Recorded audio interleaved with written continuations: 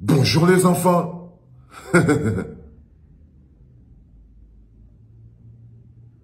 Qu'est-ce qu'il y a? C'est quoi?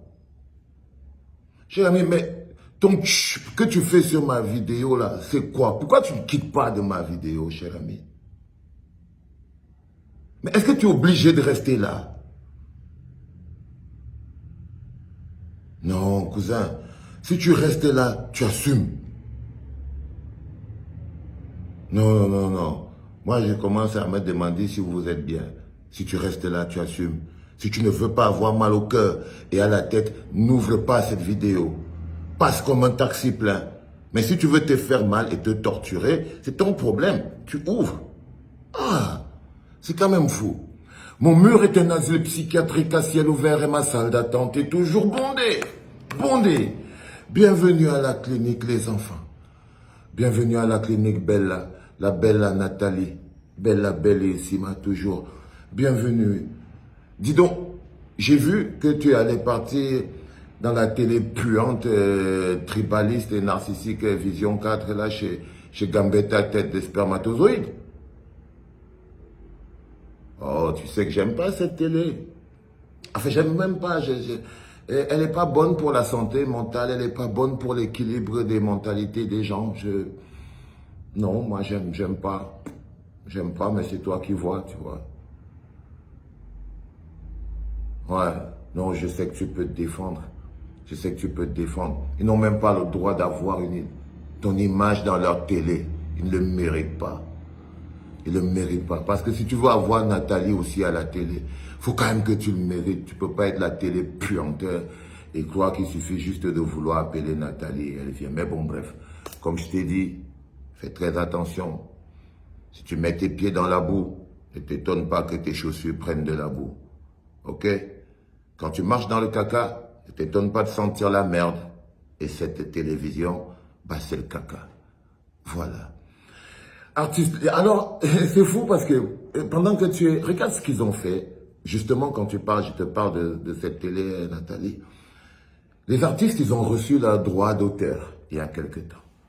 La première chose qu'ils ont fait, c'est qu'ils ont forcé ces artistes à aller ouvrir chacun un compte à Vision Finance. Ce n'est pas par hasard.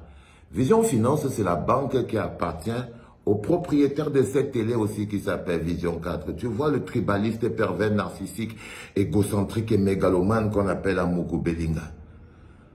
Oui, c'est le paravent en fait du blanchiment d'argent.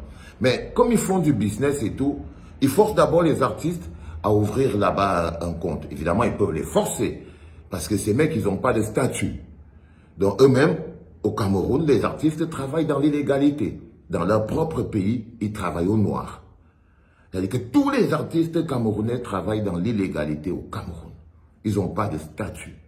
Sauf ceux qui sont affiliés à d'autres maisons de droit d'auteur dans le monde, comme la SACEM. Donc, ceux qui sont au Cameroun, ils n'ont pas de statut, ils sont dans l'illégalité. Alors on les force à y aller, déjà pour commencer. Mais le plus important, ce n'est même pas ça. C'est pour leur donner, je ne vais même pas parler de l'argent qu'on leur a donné, mais je vais expliquer quelque chose. Maintenir les artistes dans la misère, la promiscuité et la souffrance est bel et bien une volonté politique. C'est une volonté politique et un mécanisme de gouvernance qui a pour objectif de contrôler la créativité, de orienter la créativité, avec pour objectif final de mettre l'art et la culture au service de la conservation de pouvoir. De mettre l'art et la culture au service de la dictature. Parce que s'ils sont pauvres, ils n'ont pas de statut, ils doivent trouver des mécanismes pour survivre. C'est pour ça que tu vas voir, il y a beaucoup d'artistes, vous allez les remarquer, les enfants, qui parcourent, quand un artiste est vu du choco, quand il vit du choco et des relations, hein, il parcourt les bureaux en bureau à la recherche de l'aide. Il parcourt les hôtels. Vous voyez, parfois, ils vont vendre leur propre CD à l'hôtel. Vous voyez ce que je veux dire? Ils sont obligés de chanter le nom des gens. On dit qu'ils ont été mis dans une situation de vulnérabilité. Ils ne sont pas différents de Malika. On t'appauvrit pour que tu fasses la pute. Les artistes camerounais ne sont pas différents de Malika. Ils sont appauvris pour enfin chanter, faire la pute. C'est-à-dire, ils sont appauvris par le système et maintenant ils chantent les noms. Ils chantent les noms des gens qui les appauvrissent. Laurent Esso, Nathalie Modiki, Oyongo Yongo Maurice, Amourou Belinga, Maman Chantal Bia, que les noms des gens responsables de leur propre misère. Parce ils ont été mis dans un état de vulnérabilité. Ils sont très agressifs envers les gens comme nous autres. Parce qu'ils ont l'impression que si nous restons authentiques et que nous continuons de dire faire ce que nous faisons, on ne va plus les choco. Ils croient que c'est notre vérité qui empêche qu'on les choco encore plus. C'est pour ça que ces artistes, ils ont peur de nous. Ils ont peur de Valsero. Ils ont peur de Richard. Ils ont peur de Longuet Longuet. Ils ont peur de Willy de Paris. Ils veulent même pas entendre parler de ces artistes. Ils les détestent même parce qu'ils pensent justement dans leur petite tête que c'est à cause de ces artistes-là que le gouvernement n'est pas gentil.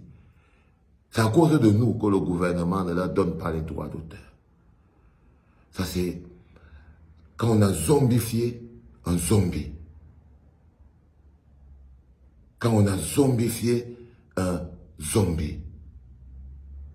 Parce que l'objectif, à la fin, c'est quoi? C'est que pour qu'un artiste survive dans ce contexte, il doit partir de bureau en bureau pour pouvoir s'en sortir.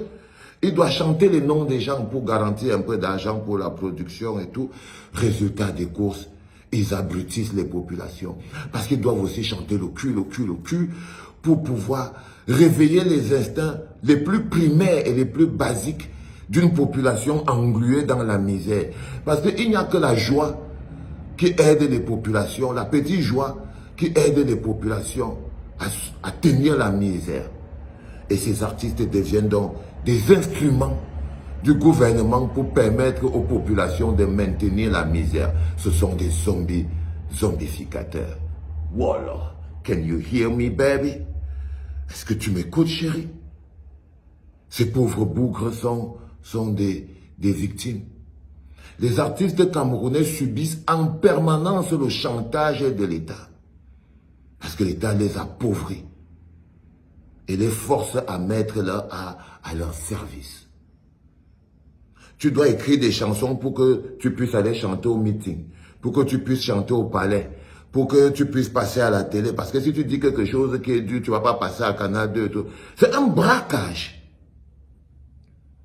C'est un braquage qui se manifeste évidemment par une absence totale de statut. Dans ce contexte-là, ce sont les ministres, les inspecteurs des impôts, les inspecteurs de police, les hommes d'affaires, c'est eux qui deviennent des producteurs. Et eux, ils ne veulent qu'une seule chose, qu'ils soient encensés. Ils ne sont pas des producteurs qui cherchent de l'argent, non. Ils sont des producteurs qui produisent tout un album pour qu'on chante son nom. Pour que quand tu te lèves dans ta chambre le matin et que tu veux écouter les infos et qu'on mette une chanson, tu entends Oyongo Maurice ou bien Nathalie Modiki. C'est-à-dire, tu es dans ta chambre, tu essaies de te réveiller, tu dors les 5 heures du matin, tu veux écouter un peu les infos et le zombificateur t'imprime l'image d'un zombie dans ta tête. Tu n'es même pas encore sorti du lit. Tu entends la chanson qui commence par Maman Chantal Bia, la mère des orphelins. On imprime le mensonge. Ils sont devenus des outils de manipulation psychologique. Et pour qu'ils jouent bien leur rôle, il faut qu'ils soient sous contrôle. Il n'y a rien de plus grand que la pauvreté et la misère pour mettre des gens sous contrôle. Ils n'arrivent même plus à se rebeller. J'ai vu Annie Anzoé, 45 000, toute une diva. Annie Anzoé, 45 000. L'autre bonhomme artiste d'État qui voulait humilier un grand comme Longuet, on m'a dit que 1350 francs. Non, le respect se mérite. Le respect se mérite, chers artistes camerounais. Ce n'est pas en suppliant que vous allez avoir ce statut. Ce gouvernement ne peut vous donner aucun statut. Parce que sa politique culturelle est la politique du contrôle de la culture pour la mettre au service de la conservation du pouvoir. Parce que l'art et la culture sont un bon véhicule pour la manipulation des esprits, pour rentrer dans la tête des gens, pour rentrer dans les mentalités des gens, pour rentrer dans la psychologie des gens. L'art et la culture sont un magnifique véhicule et ils l'utilisent. Croyez-moi, si aujourd'hui le Pillard et son équipe ont pu faire 40 ans de pouvoir, c'est parce qu'ils ont dû transformer tout un peuple en des zombies. Ils les ont enlevés de l'équation. Et l'art et la culture, les artistes ont été de bons outils pour aider le gouvernement à détruire les mentalités. Ça, ce ne sont que les conséquences. Les pleurs du mollet. Allez, fais attention à Gambetta, ok? C'était papa.